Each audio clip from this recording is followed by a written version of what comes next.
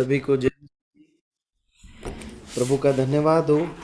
एक बार फिर हम परमेश्वर के वचन पर मनन करने के लिए कलीसियाई रूप से मिल सके। हम पतरस की पत्री से मनन करते आए हैं और आज भी हम पतरस की पत्री से ही अध्ययन करेंगे। हम उसके आखिरी अध्याय में हैं और प्रभु ने चाहा तो आज मनन करते हुए हम इस आखिरी अध्याय को समाप्त करेंगे और इसी के साथ इस पत्री को भी पहला पतरस की पहली पत्री को हम समाप्त करेंगे। हम निकालें पहला पतरस और उसका 5वां अध्याय। हमको आखिरी के कुछ पदों पर मनन करना है, परंतु अच्छा है कि हम छोटा अध्याय इसे पूरा पढ़ लें और उसके बाद हम आखिरी के कुछ पदों पर मनन करेंगे। पहला पतरस 5वां अध्याय उसकी 1 आयत से 14 आयत तक पूरे अध्याय को जल्दी से पढ़ने में मदद करें।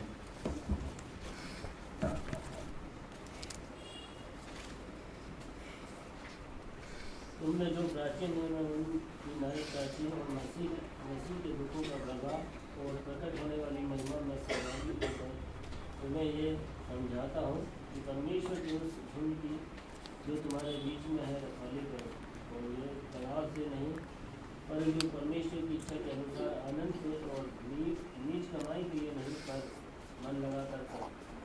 और जो लोग तुम्हें सौंपे गए हैं उन पर अधिकार न जताओ, और झूठ के लिए आलस बनो।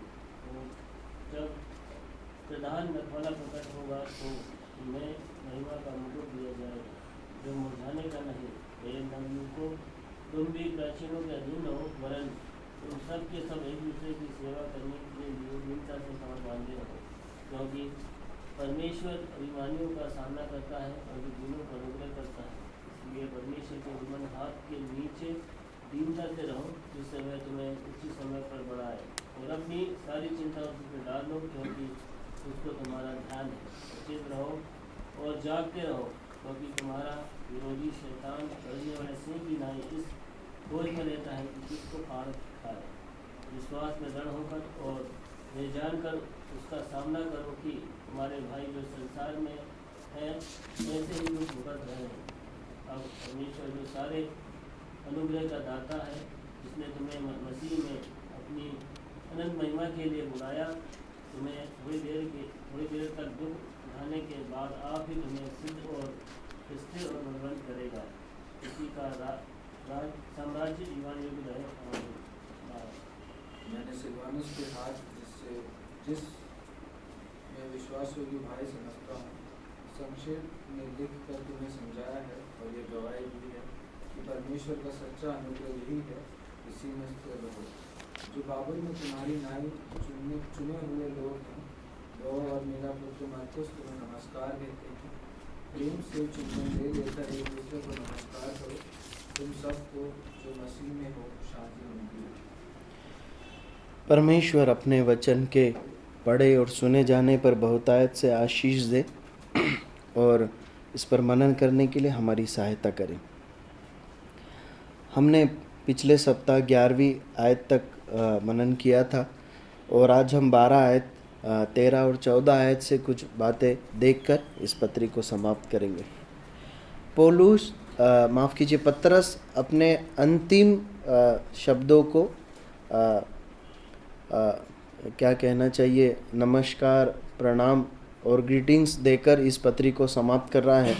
लेकिन जब वो इस पत्री का अंत कर रहा है, कुछ महत्वपूर्ण बातें हमारे साथ बांटता है। वो लिखता है 12वीं आयत में, मैंने सिलवानुस के हाथ, जिसे मैं विश्वास योग्य भाई समझता हूँ, संक्षेप में लिखकर तुम्हें समझाया और ये गवाही दी है कि परमेश्वर का सच्चा अनुग्रह यही है, इसी में स्थिर रहो। पतरस बता रहा है कि मैंने ये पत्री क्यों लिखी, लेकिन उससे पहले वो बताता है कि किसके माध्यम से ये पत्री लिखी है। उसका नाम क्या है? सिलवानुस। और सिलवानुस को अलग जगह पर साइलस करके भी बताया गया है। यहाँ पर एक व्यक्ति है सिलवानुस, सिलास जिसके विषय में पतरस एक शब्द का उपयोग करते हैं। क्या कहते हैं? वो भाई कौन है जिसे मैं विश्वास योग्य समझता हूँ। आपको मालूम है सिलवानुस सिलास का सबसे पहले बाइबल में वर्णन कहाँ है? हम कुछ उसके जीवन से कुछ बातें देखकर जल्दी से आगे बढ़ेंगे। आप जानते हैं सबसे पहले उसका वर्णन कहाँ आया है? प्रेरितों के काम की पुस्तक में। किस सिलसिले में उनका वर्णन आया आप जानते हैं? आप नहीं, 15 अध्याय 22वीं आयत पढ़े। सबसे पहले कहाँ पर जिक्र आया है?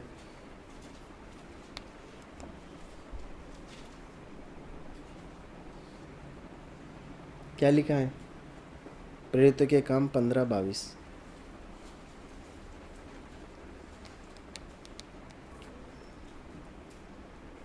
कोई भी पढ़े जिन्हें मिले। प्रभु सारी कलीसिया सहित प्रेरितों और प्राचीनों को अच्छा लगा कि अपने में से कुछ मनुष्यों को चुने, अर्थात यहूदा की तरह बरसब्बा कहलाता है और सिलास को, जो भाइयों में मुखिया थे, और उन्हें पौलुस और बरनबास के साथ अंताकिया भेजा। एक जिम्मेदारी भरा कार्य था अंताकिया जाकर परमेश्वर के वचन को और कुछ विषयों में जो भी विवाद था उसको निपटाना था, अच्छे से वचन समझाना था परमेश्वर के वचन के प्रकाश में, और कलीसिया के प्रेरित अगुवों की बातों को अंताकिया की कलीसिया तक पहुंचाना था। तो वहाँ पर हम सिलास को जो देखते हैं कि वो एक विश्वास योग्य भाई के रूप में, एक जिम्मेदार व्यक्ति के रूप में वहाँ पर जाता है। वो एक अच्छा अगुवा रहा है अपने जीवन में, ठीक है। वो एक अच्छा प्राचीन रहा है अपने जीवन में, एक अच्छा प्रचारक रहा है। अगर आप सिलास के जीवन का अध्ययन करेंगे प्रेरितों के काम की पुस्तक और आगे के नए नियम में, तो आपको ये बातें पता चलेगी। और देखिए न केवल वो पतरस के साथ है, पर इससे पहले वो हमने पढ़ा पौलुस के साथ भी रहा है, पौलुस के साथ जेल में भी रहा है ना, बरनबास के साथ भी वो रहा है।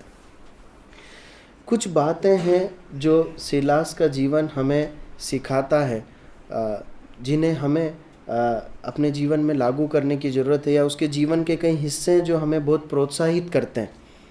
पहली बात यहाँ पर हम देखते हैं, उसके लिए लिखा है वो विश्वास योग्य था। विश्वास योग्य मतलब क्या समझते हैं? इस जब उसके लिए ऐसा कहा जा रहा है वो विश्वास योग्य, इसका मतलब क्या है? वो भरोसेमंद है ना। और कुछ कोई बताना चाहेंगे क्या समझते हैं? भरोसेमंद है मतलब जिस पर भरोसा कर सकते हैं हम, है ना। हाँ, और कुछ?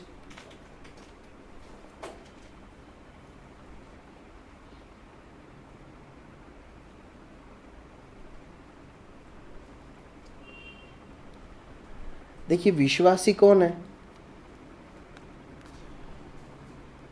विश्वासी कौन है?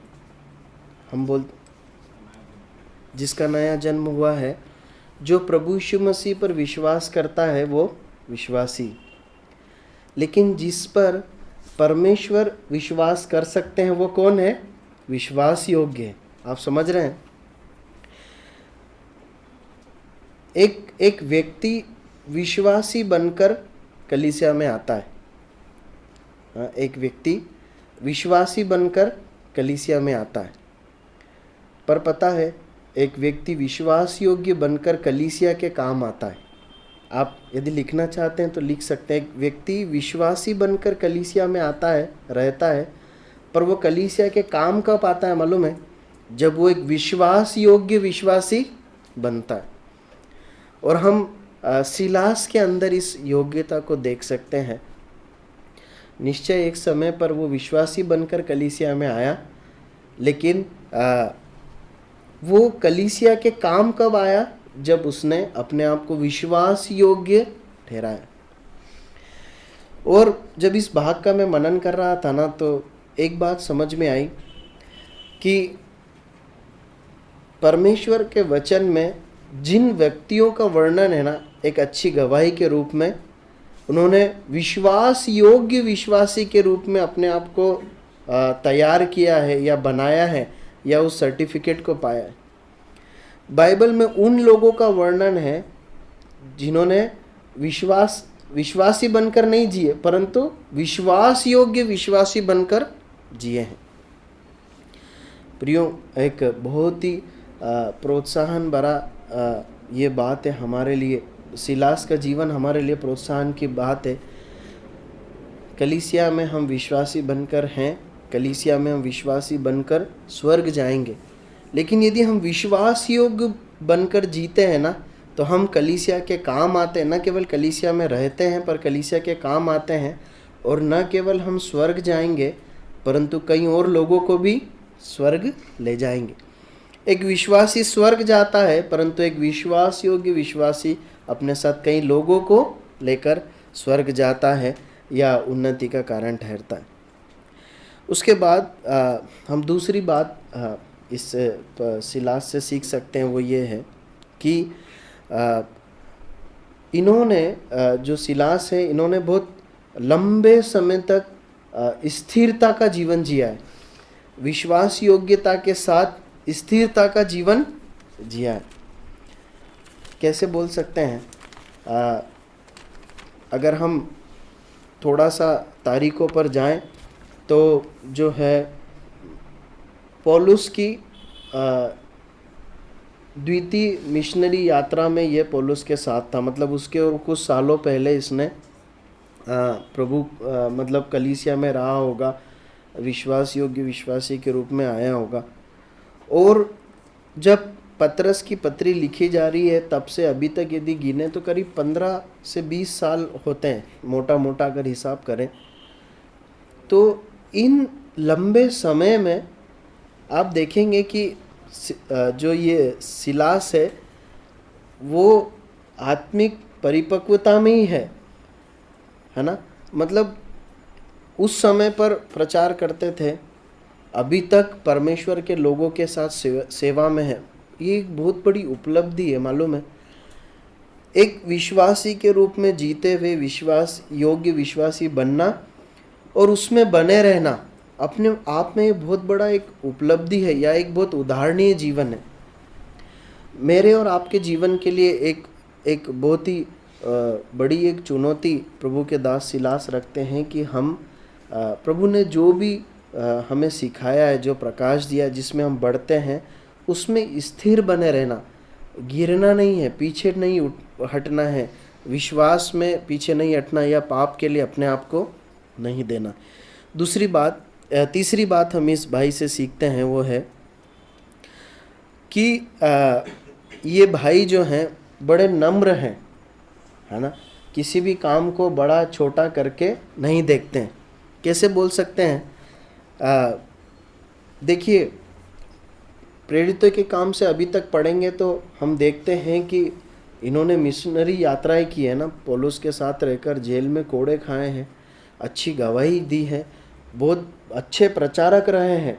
यदि आपको याद है, मुझे पूरा याद है कि आपको निश्चय है कि आपको याद होगा, अंताकिया की कलीसिया में जब ये गए तो थोड़े समय सिलास वहाँ और रुक गए और वचनों द्वारा बहुत प्रोत्साहित किया लोगों को। मतलब एक अच्छा प्रचारक थे, वक्ता थे, प्राचीन थे, अगुवे थे। लेकिन यहाँ पर क्या काम कर रहे हैं वो? पतरस का क्या है वो यहाँ पर? पत्र लिपिक है, क्लरिकल काम कर रहे हैं ना, लिपिक का काम कर रहे हैं। तो पत्र लिखने वाला बड़ा है, मतलब पत्र जो लिखवा रहा है वो बड़ा है, या जो उसको लिख रहा है, टाइप कर रहा है, वो बड़ा है? बड़ा कौन है? जो लिखवा रहा है ना। तो मैं ऐसा सोच रहा था कि इतने बड़े एक प्रभु के दास हैं सिलास, लेकिन जब उनसे भी बड़े एक प्रभु के दास बोल रहे हैं तो वो एक पत्र को लिख रहे हैं, और जबकि वो खुद सक्षम है पत्र लिखने में, है ना, योग्य हैं, उनके पास अपने एक लंबे जीवन का अनुभव है, परंतु इस एक नम्र काम को करने के लिए जरा सी भी हिचकिचाहट नहीं है। और उस पत्री में जो पतरस हैं उन्होंने अपना नाम मतलब सिलास का नाम लिख के डाला है कि उसके सिलास के बारे में शब्द पतरस ने लिखे। ऐसा नहीं कि पतरस ने अपना नाम लिख दिया आखिरी में, है ना।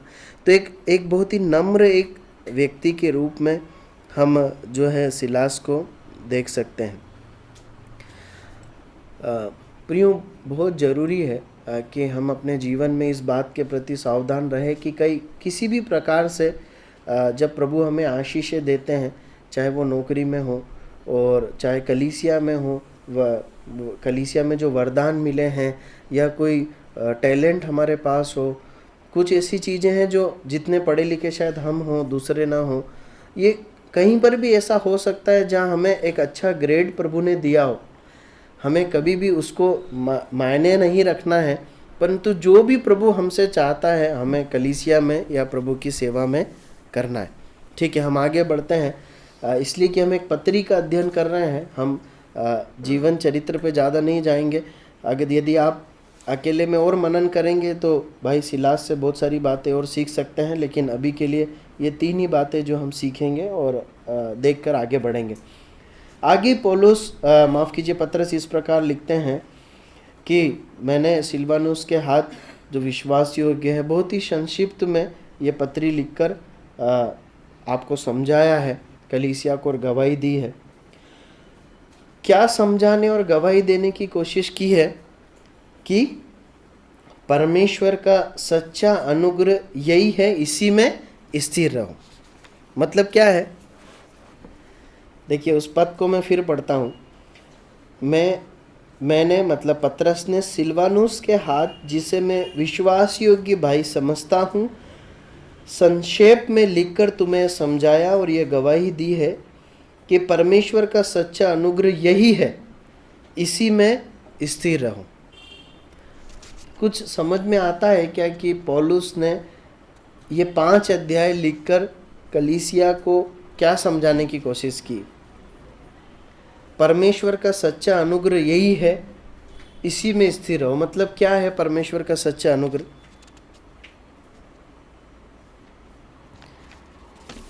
देखिए पतरस किन लोगों को ये पत्री लिख रहा है? जो विश्वासी हैं कलीसिया में, लेकिन एक विशेष अवस्था में है। क्या है वो सताए हुए हैं, वो तीतर बीतर होकर भाग रहे हैं, वो बहुत कमी में, बहुत असुविधाओं में, वरन परेशानी, दुख, तकलीफ में अपना जीवन जी रहे हैं।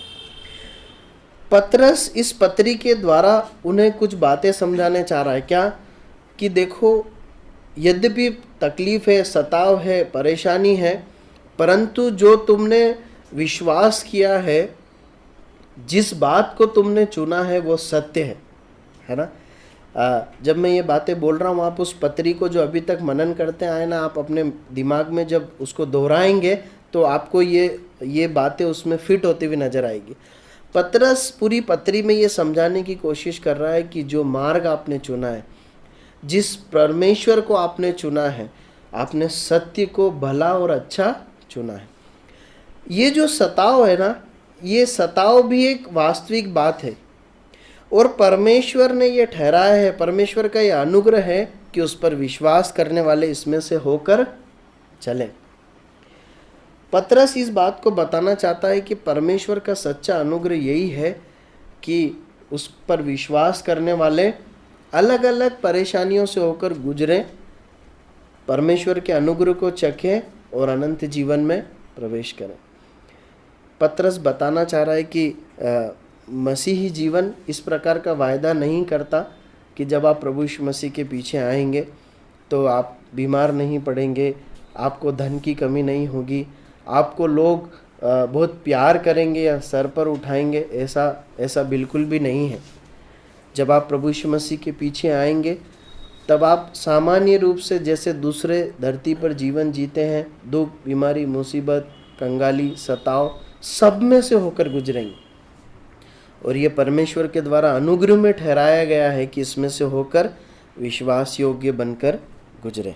ठीक है, आगे बढ़ते हैं।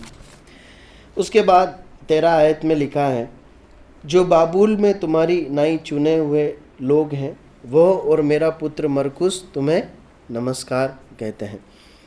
अब जो है पतरस कुछ और लोगों की तरफ से प्रेम नमस्कार इन मुसाफिरों को, इस कलीसिया के विश्वासियों को जो सताओं में सह रहे हैं, दे रहा है।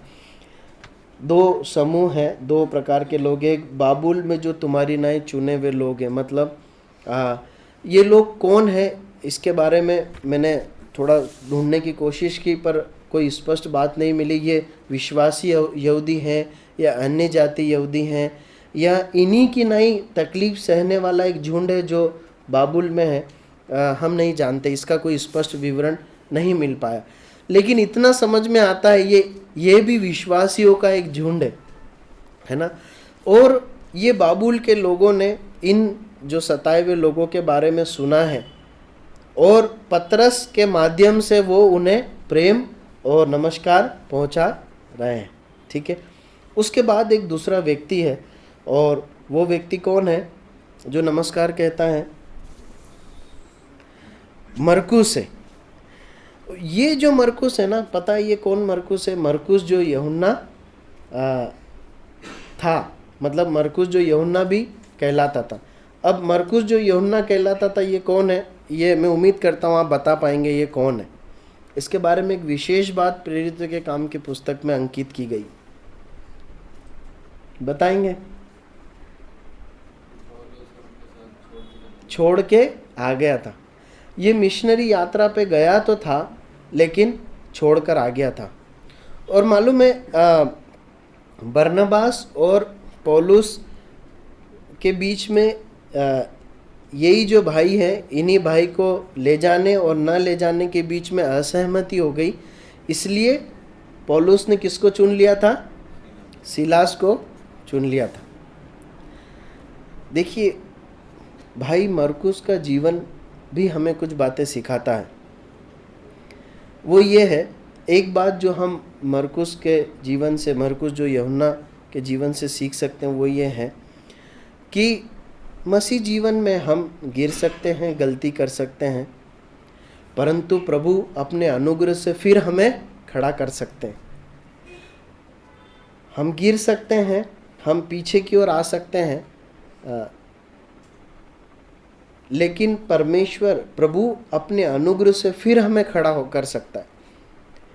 देखिए ये बात इसलिए महत्वपूर्ण है अपने हृदय में रखना। यदि मसीह जीवन में हम कभी पराजित हो जाए या किसी पाप में गिर जाए, ऐसा लगे कि ये बात मैंने गलत की है या मैं गिर गया हूँ, पाप में गिर गया हूँ या मैं पिछड़ गया हूँ, तो कभी भी ये नहीं सोचना चाहिए कि मैं वापस नहीं उठ सकता हूँ, क्योंकि उठाने वाला कौन है मालूम है? हमारा प्रभु है ना। इस बात को कभी नहीं भूलना कि हमें बुलाने वाला प्रभु है, हमें चलाने वाला प्रभु है। हम गिर जाएं तो हमें उठाने वाला भी कौन है? प्रभु है। हम अपनी सामर्थ्य से उठ सकते हैं क्या? नहीं उठ सकते। यदि हम पाप में गिर गए हैं, हमने समझौते में अपने जीवन को दिया, तो हम अपनी सामर्थ्य से नहीं उठ सकते। हमारा प्रभु निश्चय हमें उठा सकता है। इसलिए कभी ऐसी अवस्था है तो याद रखना कि अब ये जो मन है ना, ये बहुत धोखेबाज है। मैं अपने मसीह जीवन के अनुभव से मैं आपको बताना चाहता हूँ कि मैंने इस परिस्थिति का सामना किया कि यार अब कुछ नहीं हो सकता, मैं तो पराजित हो जाता हूँ। लेकिन प्रभु ने मुझे सिखाया कि तुम नहीं हो जो तुम अपने आप को नहीं खड़ा कर सकते, मैं हूँ जो तुम्हें खड़ा करूँगा। प्रभु खुद जो है हमें अपनी सहभागिता में रिस्टोर करते हैं और बड़े अनुग्रह के साथ प्रभु की सेवा में उपयोग भी लेते हैं। आपको मालूम है पौलुस एक जगह इसी मरकुस और जो यूहन्ना कहलाता है इसके बारे में लिखते हुए कहता है कि वो विश्वासियों की एक दास है ना। तो प्रभु जो है हमें वापस खड़ा करता है। तो मरकुस से हम इस पाठ को सीखते हैं कि हम गिर सकते हैं, परंतु प्रभु फिर हमें खड़ा कर सकता है, खड़ा करता है। और एक और बात सीखते हैं, न केवल वो खड़ा करता है पर बड़े अनुग्रह में हमें अपनी सेवा में उपयोग में भी लेता है ना। न केवल वो खड़ा करता है परंतु बड़े अनुग्रह से अपनी सेवा और महिमा के लिए उपयोग में भी लेता है। ठीक है, हम आगे बढ़ते हैं। 14 आयत पढ़ेंगे, क्या लिखा है? प्रेम से चुंबन ले लेकर एक दूसरे को नमस्कार करो, तुम सबको जो मसीह में हो शांति मिलती है। ठीक है, अब आप सब मैं चाहता हूँ एक कल्पना कीजिए। ठीक है, वहाँ पर पतरस लिख रहा है प्रेम से चुम्बन ले लेकर एक दूसरे को नमस्कार करो। मतलब ये काम किसको करना है? पतरस किसको लिख रहा है? विश्वासियों को। कौन लोग हैं वो? जो सताए हुए हैं, परेशान हैं, घर से निकाले हुए हैं, है ना? ऐसे लोग हैं जिन्हें परिवार, संसार, समाज ने धुतकारा है, तिरस्कृत कर दिया है, इसलिए डर कर सताए हुए भाग रहे हैं। तो बाहरी रूप से न प्यार है न इज्जत है, लेकिन जब तुम आपस में मिलो तो एक दूसरे को क्या करो? बहुत प्यार करो।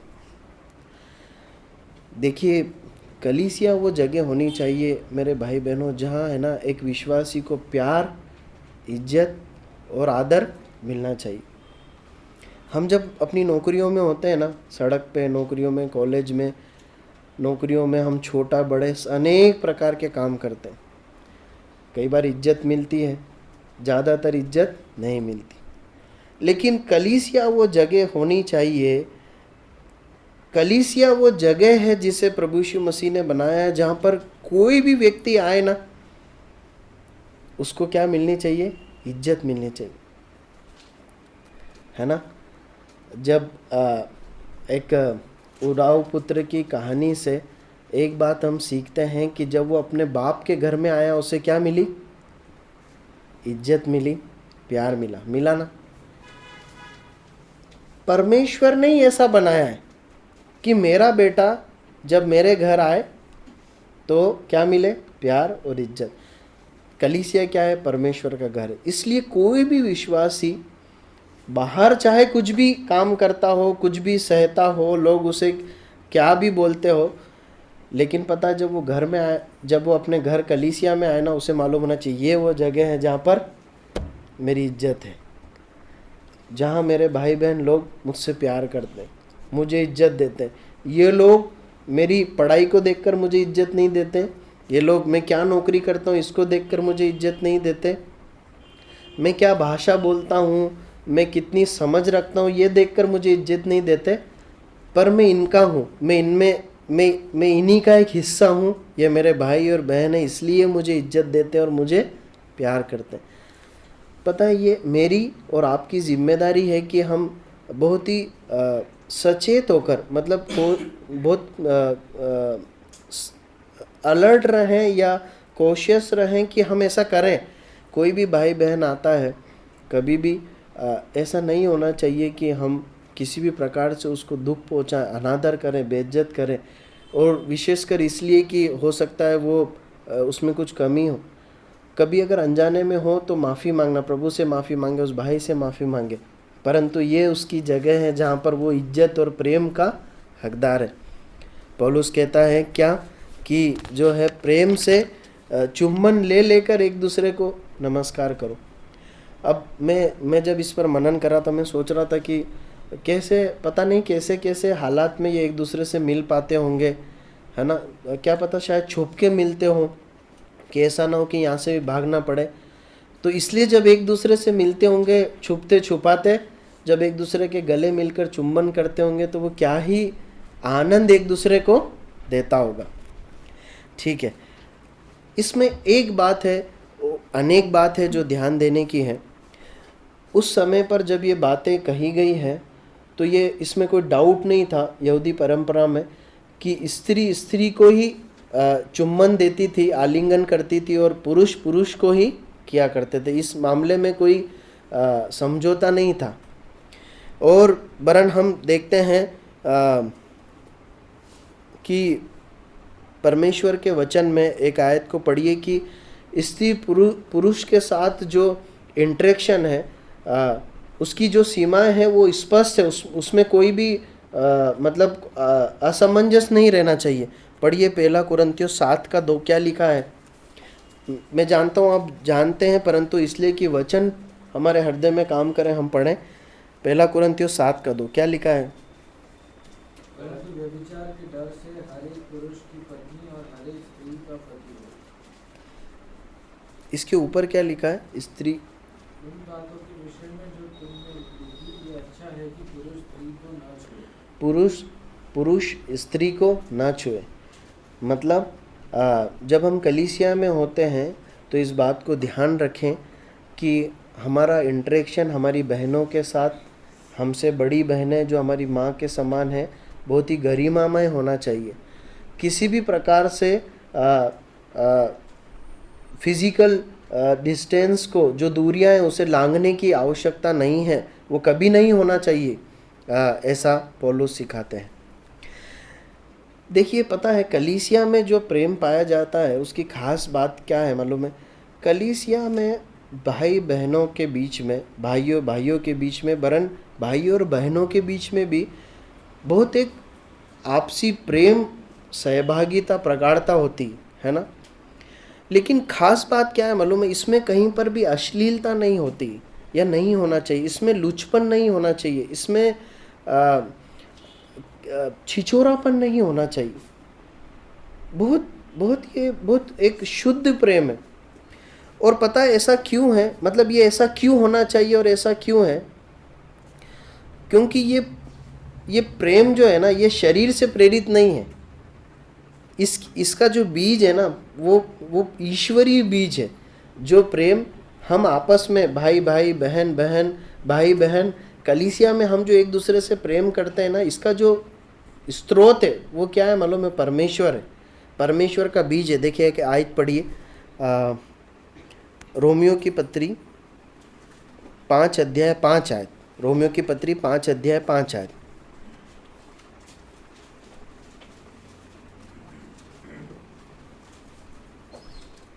और आशा से लज्जा नहीं होती, क्योंकि पवित्र आत्मा जो हमें दिया गया है उसके द्वारा परमेश्वर का प्रेम हमारे मन में डाला गया। हमारे मन में किसका प्रेम डाला गया है?